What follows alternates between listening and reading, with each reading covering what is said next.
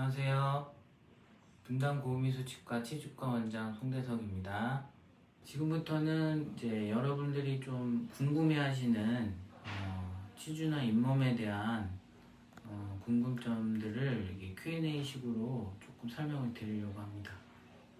첫 번째는 치주염은 유전인가 아닌가?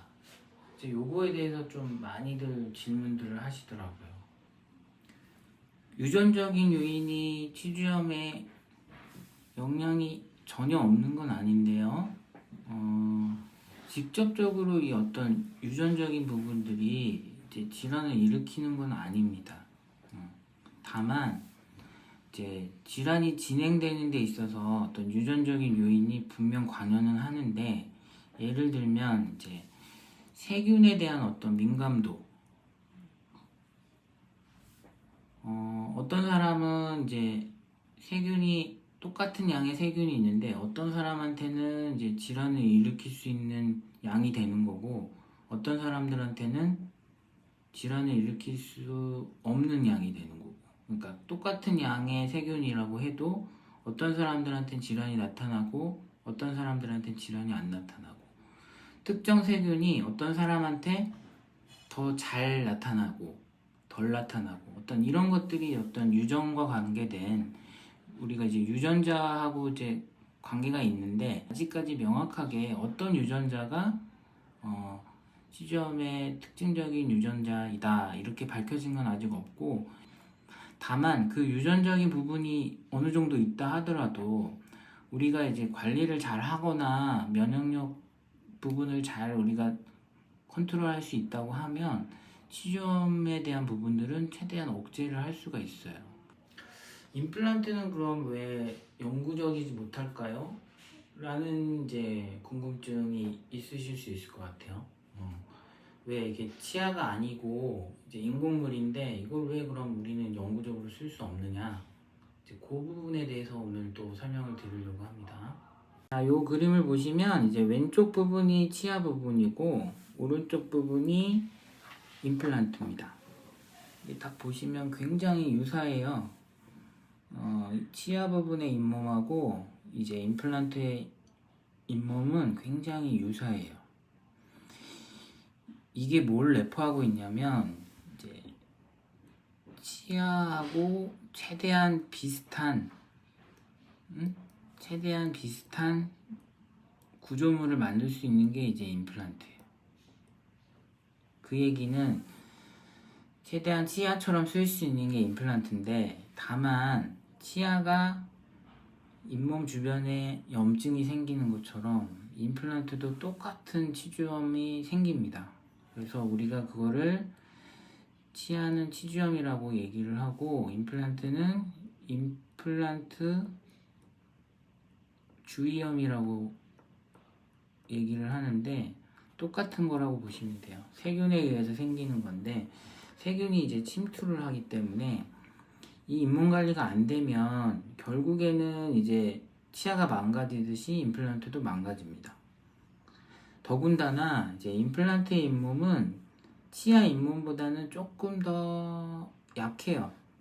그 방어할 수 있는 능력이 치아에 비해서 상대적으로 임플란트는 좀 떨어지거든요. 그래서 염증이 생기면 취약해지고, 또한 이제 증상을 못 느끼죠, 임플란트가. 그래서 나빠지고 있어도 그걸 이제 모르시기 때문에, 그래서 이제 임플란트를 이제 빼거나 다시 하는 분들이 많이 생기시고, 그것 때문에 이제 임플란트도 영구적이다 이렇게 얘기하는 거는 이제 어폐가 있는 것 같아요. 또 하나 뭐가 있냐면, 임플란트는 이제 그 어떤 인공적인 보철물이기 때문에, 이게 예를 들면 이제 보철물이 있고 치아 뿌리 부분이 있으면 이 부분을 이제 연결하는 여러 가지 이제 부속들이 있거든요. 이제 쓰다 보면 이런 부분들이 망가집니다. 그래서 물론 요게 망가진다고 해서 임플란트 자체가 망가지는 거는 100%는 아니에요. 이게 망가진다고 해서 이게 망가질 수도 있지만, 요 부분을 잘 살리면 요걸 교체함으로써 우리가 임플란트를 또 이어서 쓸 수가 있겠지만, 요게 망가짐으로써 이런 것들이 망가지게 되면 또 임플란트는 못 쓰게 되는 거죠. 그래서 영구적이다. 이거는 좀 어폐가 있는 것 같고요. 치아도 영구적으로 쓸 수 없는 것처럼 임플란트도 영구적으로 쓸 수는 없어요. 다만 치아를 잘 관리해서 오래오래 쓰시는 분들처럼 임플란트도 관리를 잘 하시고 신경을 많이 써주시면 그만큼 또 오래 쓸 수 있는 게 임플란트라고 말씀드릴 수 있습니다.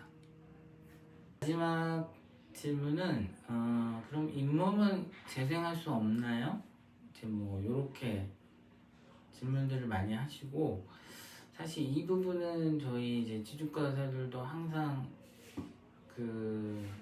고민하고 이제 많이 연구도 하고 했던 부분입니다. 잇몸이라고 이제 말씀들을 하시면 우리가 이제 요 빨간색 보이는 요 바깥에서 보이는 잇몸만 생각을 하시는 경우가 많아요. 근데 치아 주변의 잇몸은 이게 끝이 아니고 이제 치주라고 하는 여러 구성 요소들을 다 만들어줘야 돼요. 그러니까 잇몸 재생, 그냥 잇몸을 만드는 게 아니라 그 치아 주변의 이 부분들을 다 만들어주는 게 이제 잇몸 재생이고 치주 재생이거든요.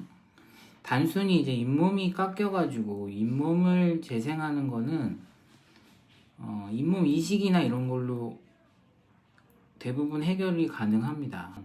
치주를 재생하는 건 뭐냐면, 자, 이렇게 다 녹아내린 뼈, 그 다음에 여기 오염되어 있는 이런 부분들, 그 다음에 이런 잇몸까지를 다 원래 상태로 이렇게 만들 수 있느냐라는 건데, 결론은 뭐냐면 어느 정도 만들 수는 있는데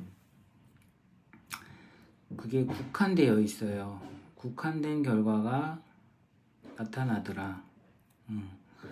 어떤 특정한 조건 하에서는 어느 정도 재생이 된다고 밝혀졌어요. 근데 다만 잇몸 질환이 전반적으로 이렇게 치주염이 전체적으로 왔을 때 그런 부분들을 다 일률적으로 우리가 이렇게 다 원래대로 만들어줄 수 있느냐, 어렵다는 거죠.